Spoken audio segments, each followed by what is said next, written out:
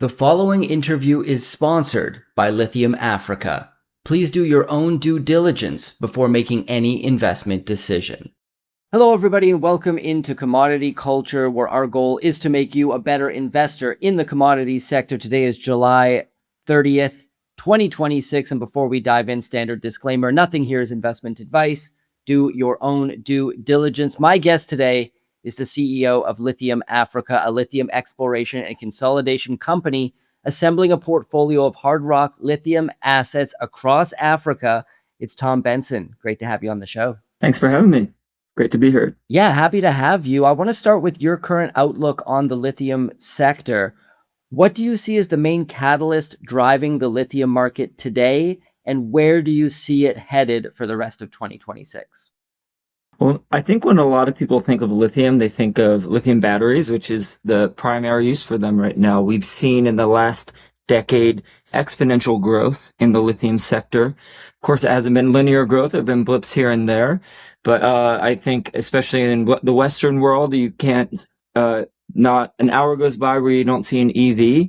And then most of us in our pockets have a lithium battery in our cell phones. So there's this baseline demand that's out there.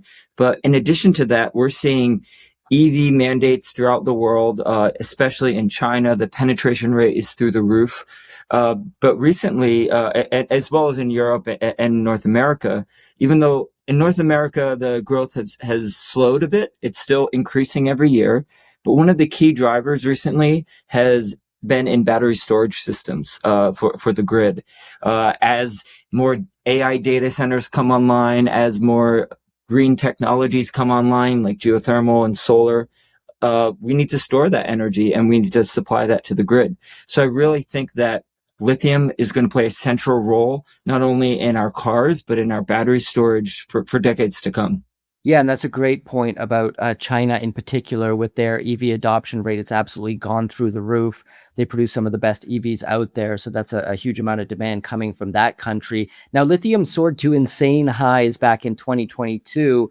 And although it fell dramatically since then, we're seeing the market wake up. It's up around 180% year over year.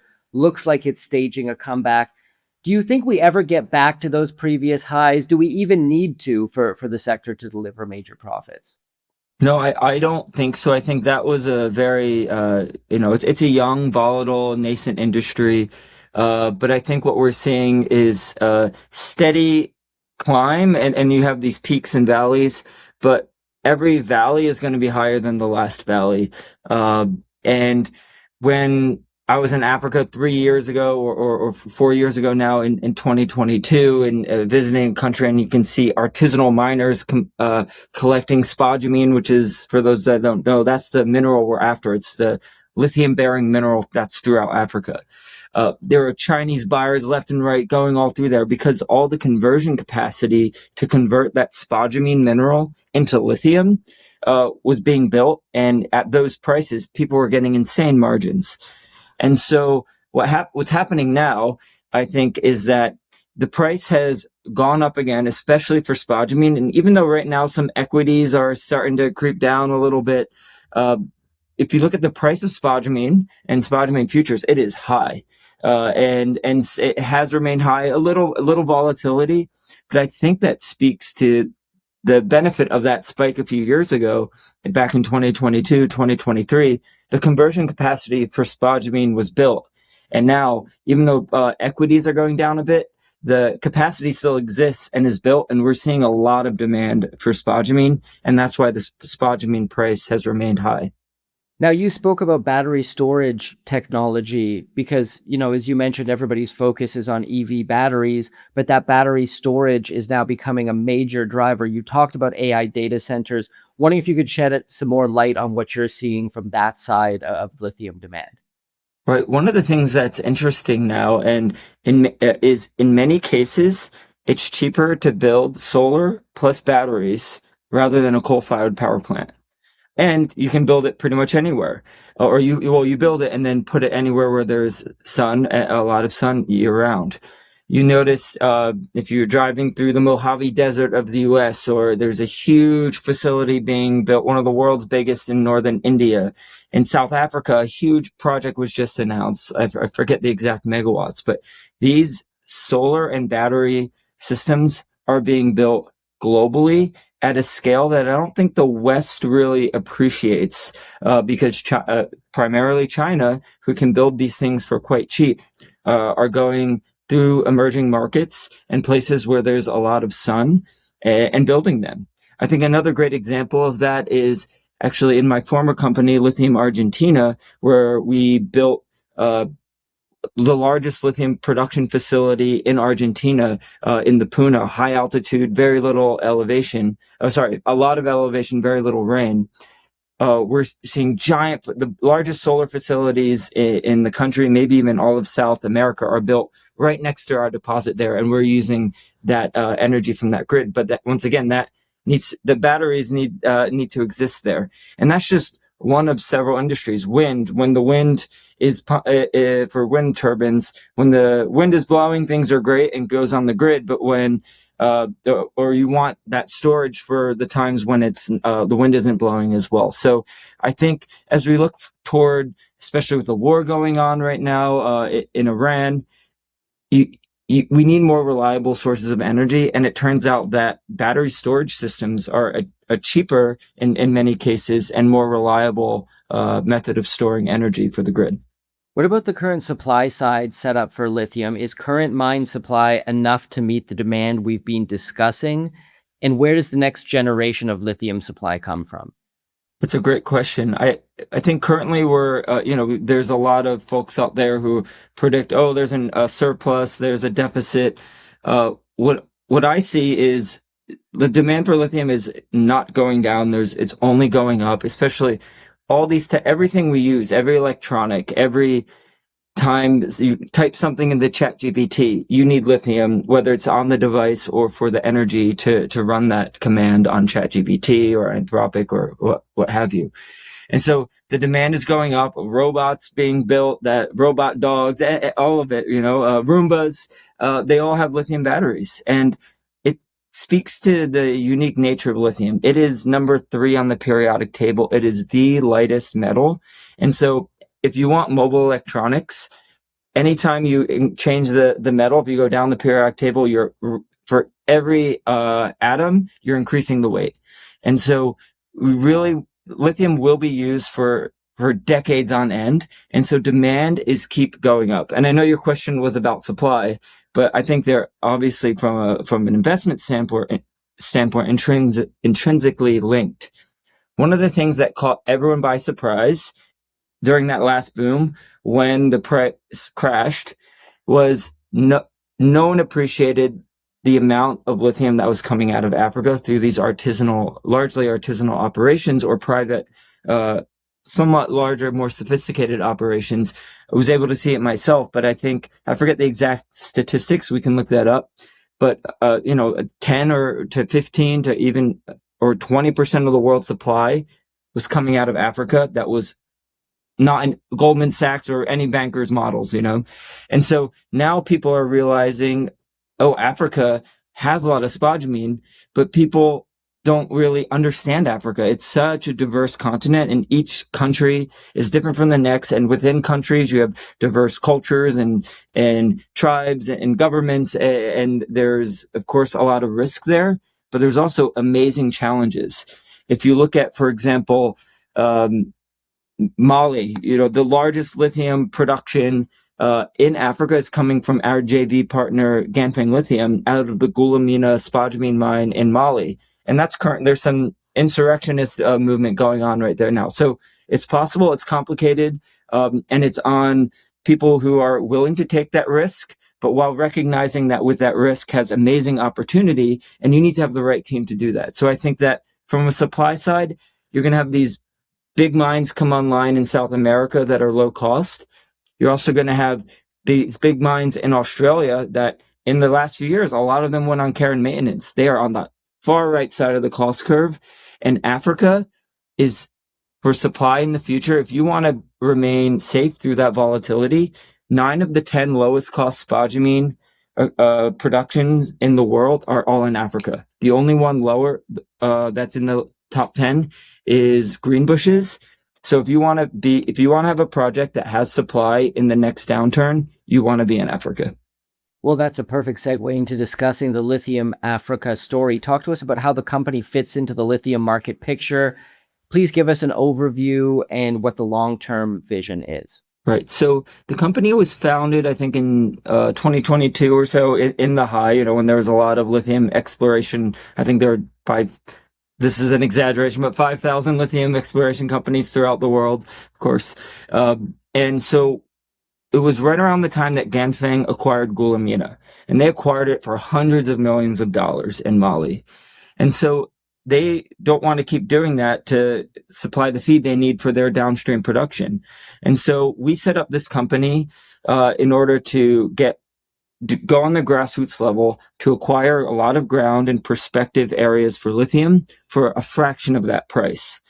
And so with Ganfeng as our partner, they're about a 13.2% shareholder at the corporate level, and we have 50-50 joint ventures in most of our projects throughout the continent. With them, we've acquired in the down cycle, so we were counter-cyclical, acquired over 4,000 square kilometers across 6 jurisdictions of prospecting and mining rights throughout the continent. This includes South Africa, Ivory Coast, Guinea, Mali, Zimbabwe, Morocco, and we're actively looking throughout the continent. We have a lot of inbounds. And so in the downturn, when all the lithium companies went away or turned into gold companies, we remained true to lithium. And in that time, we acquired this land. We went public. We raised circa 10 million Canadian this past year because of our partner and because of our team. I personally have been behind 3 of the largest lithium deposits globally, 3 of the top 5 resources, building them from greenfield now to, in the case of Calchari in Argentina, production, and then the Thacker Pass project, where I did my PhD in Nevada, and in partnership with Ganfeng in Argentina. So I think that given what we talked about Africa, how that's a real opportunity, exciting place to be from a jurisdiction and cost perspective. We've now consolidated ground. We've raised money. We have a great partner, a great team, and we're actively drilling at 2 of our projects. So because we did this countercyclically, now as the price is going up, we are drilling and we have the land and we're ready to deliver for shareholders. Well, a key piece of the Lithium Africa story is your joint venture with Ganfeng, which you've mentioned. One of the world's largest lithium producers and China's leading lithium chemicals manufacturer. Why don't you walk us through how that partnership works and what it means for shareholders of Lithium Africa? Yes, so as I mentioned, they're 13.2% at the corporate level. And then in most of our projects, there are 50-50 JV partners, meaning that for every dollar we raise and put in for a drilling campaign, they also put in $1 for those projects. So that means that if you invest with us, your dollar is $2 of exploration spent. So it's really, really good for investors. And in addition to having that extra capital to do the exploration itself, they also are they scrutinize our budgets very, very well before we're even able to allocate any money towards our subsidiaries. So what we do is we have annual budget reviews, we have quarterly budget reviews, and weekly calls with the Ganfeng team in order to plan our exploration program. And with exploration, as most of your audience knows, what you say you're going to do and where you're going to drill, that will deviate. So we're constantly adjusting and working with Ganfeng to do that. And I think one of the things that I'm bringing as the CEO, I started the first of this month. So although I've been involved in the company since 2023, I have a very close relationship with Ganfeng, the CEO, Xiao Shen. I'm actually going there in 2 weeks to actually helping them at one of their mines in China, as well as visiting their production facilities and having meetings. I have a great relationship with them, and we have a board member on our board who's Tolu Sariki. He's Nigerian. He's the head of business development for Ganfeng. He's on our board, so on all of our meetings, he's the one who really approves the budgets and whatnot. So it's a really great close partnership. And I think in the junior space, if people are looking to invest in a junior, having that security in a partner is really, really beneficial. And so that this isn't a junior, that's a lifestyle junior. We're drilling, acquiring land, and doing really, really good geology. So I think it's an amazing partnership. And the final thing that I'll say that they really add is they know the mid and downstream. I would arguably, if not the best, one of the best in the world, right? Because they produce most of the world's lithium metal, and just really know the product that the customers need. So when we find a project in Zimbabwe that has a lot of lepidolite and the size of it, we're like, we're looking for spodumene, but having them in the room on the board really helps us understand the product and what customers want as we go about our exploration efforts. Why don't we dive a little deeper into the details of your two main projects, Springbok in South Africa and Adzope in Côte d'Ivoire? And also, could you walk us through the infrastructure in place, milestones achieved so far, and any other factors that you think are important? Yes. So, if you look at the trajectory of our company, founded in the highs last year, a few years ago, the partnership with Ganfeng did systematic exploration and acquisition. So because the price of lithium was down, no one was doing this except us, because we had cash and we had a partner. We went in and acquired. So we were in consolidation mode. And then in the transition period from Tyron, the former CEO who founded the company, who's still involved as a capital markets advisor, and into me, it's been a transition that's happened over 6 months or so. What we've changed from consolidation to actual boots on the ground exploration and drilling. So even though we're in 6 jurisdictions, we have 2 anchor projects, and I'll go through both of them now. First is our Springbok project in South Africa. We acquired this when the spodumene price was $500 a ton or so. It's currently at $2,000 a ton for a spodumene 5.5, give or take, depending on what the market is right now. And so what I like about this project is that there are 3 aspects that are really exciting. First is, with the acquisition of this project, which actually today we finalized the final regulatory hurdle. We're now majority shareholders in a project as of today. We just had a press release out 2 hours ago. It has a 30,000 ton stockpile that was mined by the previous operator.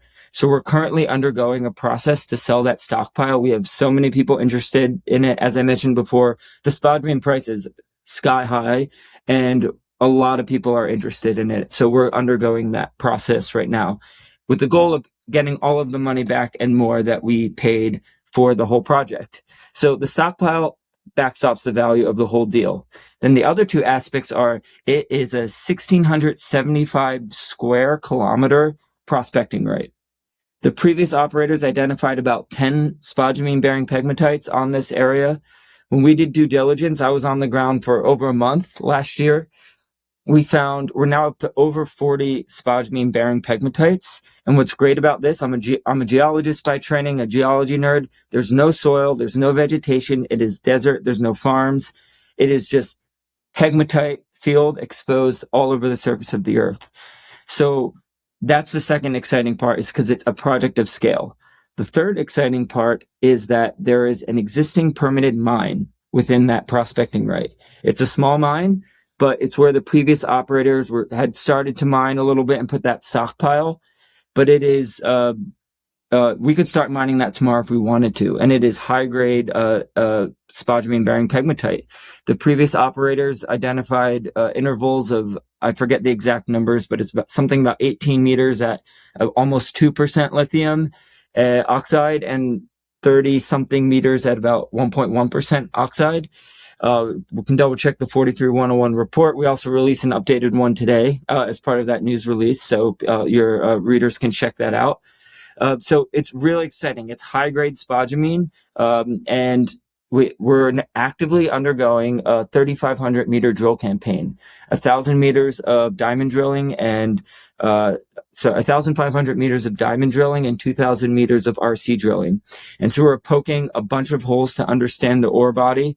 In this mining permit, about 80% of the meterage will go into this mining permit so we can develop a mineral resource there by year's end, as well as a mine plan. Because if you think of a Canadian junior that's exploring for lithium, these amazing projects like Patriot and Q2 and others in Quebec, huge deposits, but the permitting in Canada, I know from Thacker Pass, which took us 8 years to permit, right? Even you can have the world's best resource, but if you can't get it out of the ground for a decade, then that you have to discount that.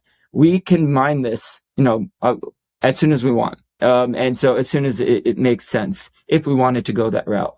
But while we explore that route, I want to emphasize we are explorers. We are early stage, trying to capture that first part of the Lassonde curve, and so in order to keep that explorer mindset while we're generating a mineral resource is the target at Norabes, which is the name of that pegmatite. 20% of our holes are going in regional targets. As I mentioned, those 40 plus pegmatites we've identified over a 50-kilometer trend and counting. We are putting the holes in there, so it's cool. I just had a call earlier this morning. We're looking at the mine plan for one of them, and it's just so exciting that we have so many pegmatites that we can explore, and one of which we can mine already.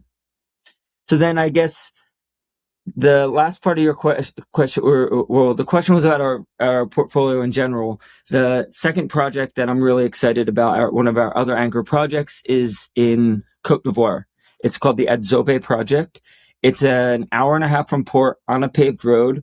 All of the trucks full of spodumene from Goulamina, the Ganfeng's project, pass right by us on their way to port in Côte d'Ivoire. And we are currently drilling there as well. We've identified an anomalous zone we're calling the Sabi trend of over 3 kilometers long by 350 meters wide through auger drilling. There's spodumene outcrops, and we're drilling it. We have a 2,000 meter RC campaign that's about halfway done. We're still waiting on results, but of course we'll release those to the market when they come out.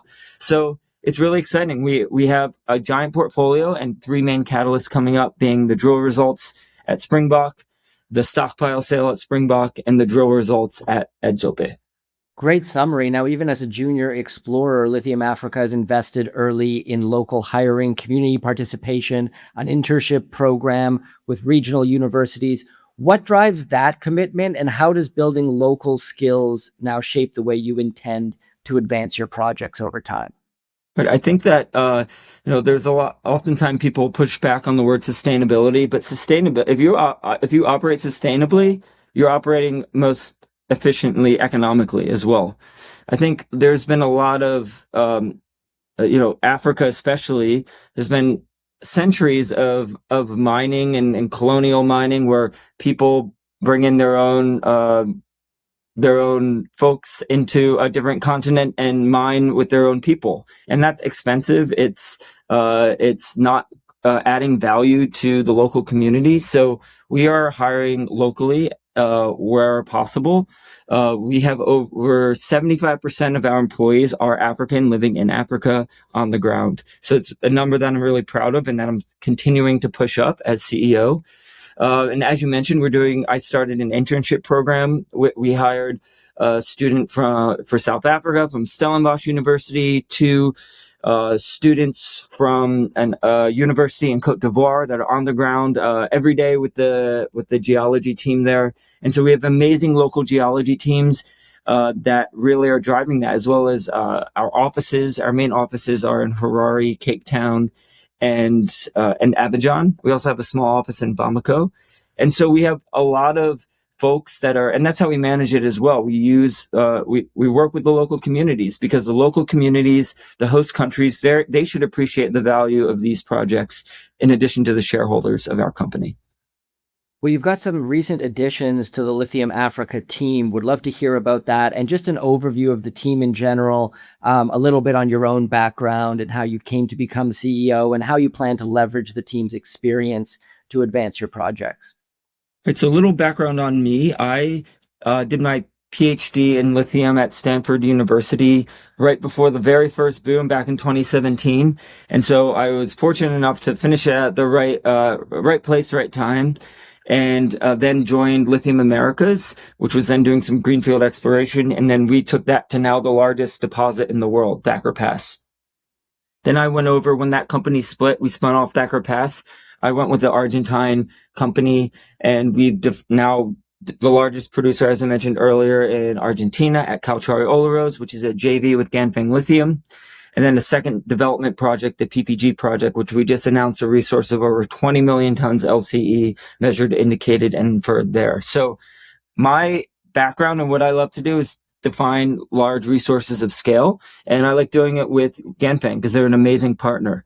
So with that in mind, our team includes myself, Ganfeng as a partner. And then on the board, I just was able to bring in John Canalisis, who's the current chairman of Lithium Argentina and was the executive chairman of Lithium Americas. So he's been my mentor for over 10 years, helped build both of those companies into $1 billion+ companies.